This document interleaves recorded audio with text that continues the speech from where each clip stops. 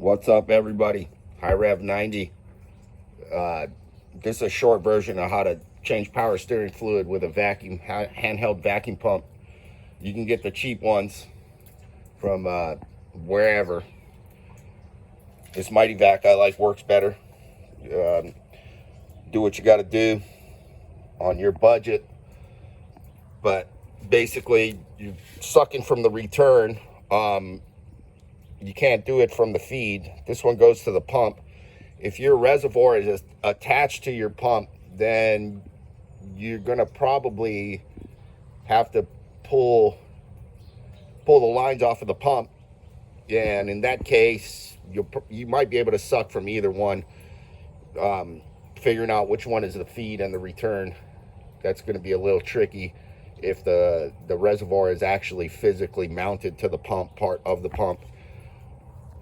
You know, depending on where your power steering pump is located, this pretty much goes for any vehicle. How easily you can get to it is going to be your call. You might have to jack it up. If you want to jack it up and do it, you know, turn the wheel left to right method, I don't even know how long that takes. I never did it like that. It just, to me, is a waste of time. I've been doing it like this 35 years, ever since I first started doing car mechanics. My dad forced me to learn how to work on cars, doing it on the big trucks I worked at the oil recycle facility that he was working at. First summer job was, you know, learning how to work on cars and trucks and whatever the hell else we had to work on out there at that recycle facility in Hawaii. But anyway, yeah, you know, step one, just get most of your fluid out with your turkey baster. I just drain mine out. This is my makeshift cap, because I don't know where my vacuum line caps are. You know, after you drain it out, you're gonna have to plug that nipple there. And then here we go. Make sure you got enough fluid in there. I'm pretty low. Look, that's low, so I gotta top that off.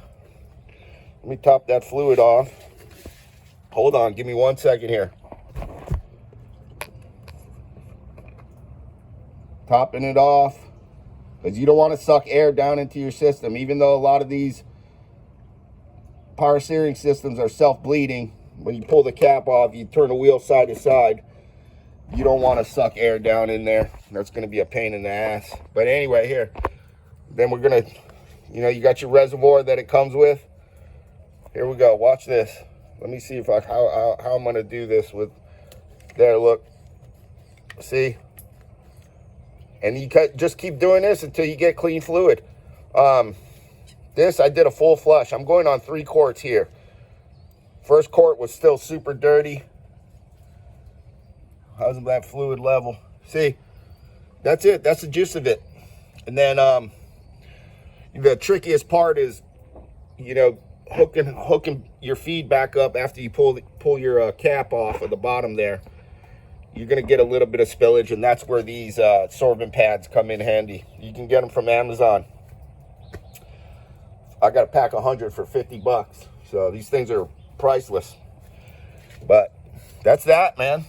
High Rev 90. How to change fluid with a vacuum pump the easy way. The easy way. No jacking up the vehicle, doing it any other way, unless you got, you know, your pump is buried way down into your engine compartment. Then you got to do what you got to do. Sucking from the feed. I mean, not the feed, the return.